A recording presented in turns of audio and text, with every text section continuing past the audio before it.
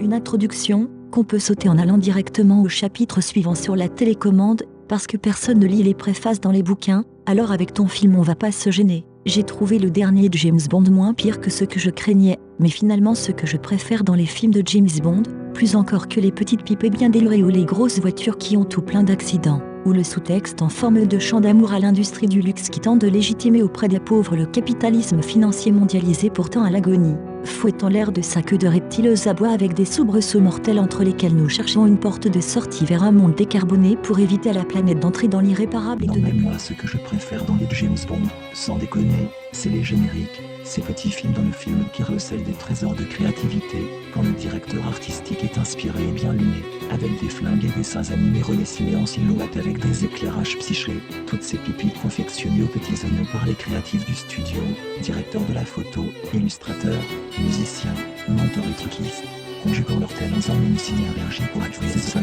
que le film qui n'a pas de inscription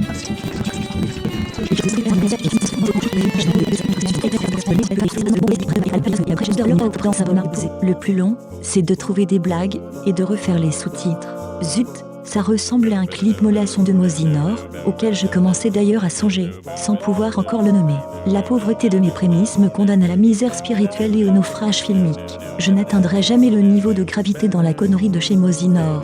Et ce qui me plairait pas, plutôt, dans les James Bond, c'est sa toute-puissance, sa résistance au bourre-pif, son impunité, et son absence de conscience morale au service de la raison d'État, qui ne lui ont joint jamais que de soutenir et préserver l'ordre établi en éliminant les ennemis de la démocratie parlementaire. Jamais ne va lui demander d'aller dessouder le président syrien, ou celui d'Arabie Saoudite, ou d'aller embêter le Brésilien, ou le Chinois, et pourtant il y a des jours où il mériterait. Et les intrigues sont faciles à suivre, et il couche à droite, Zemmour, à gauche, Hidalgo, en envoyant Petro sa hiérarchie quand ça le chante, et sauve quand même le monde libre, civilisé et blanc à chaque fois. Je monte 45 minutes de mon film qui marche pas et qui alterne pré-générique détourné et générique clinquant et pop.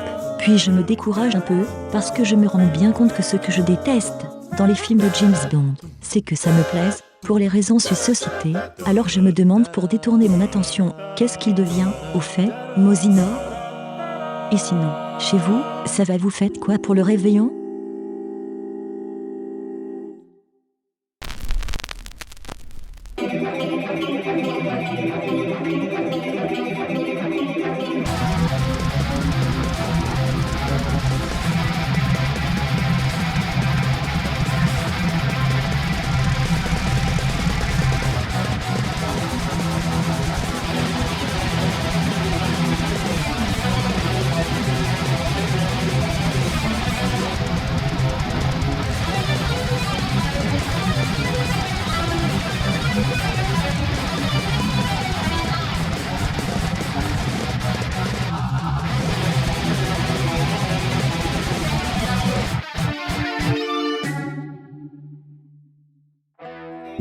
Conclusion. En 60 ans, James Bond a dépensé des milliards de dollars pour ériger un monument à sa propre gloire cinématographique. Alors je suis peut-être un envieux, mais quand j'ai soumis l'idée de faire pareil à mon conseiller financier de la banque postale, il m'a ri au nez, juste avant de clôturer mon compte.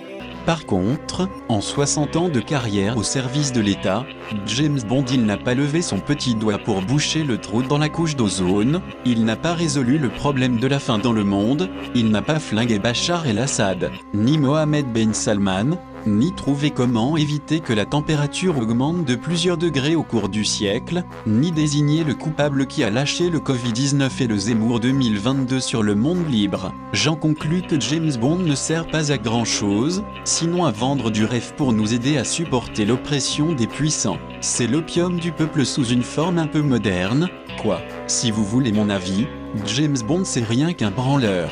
Alors faites comme moi, passez à autre chose, et votez Georges Marchais au second tour. Merci de votre attention.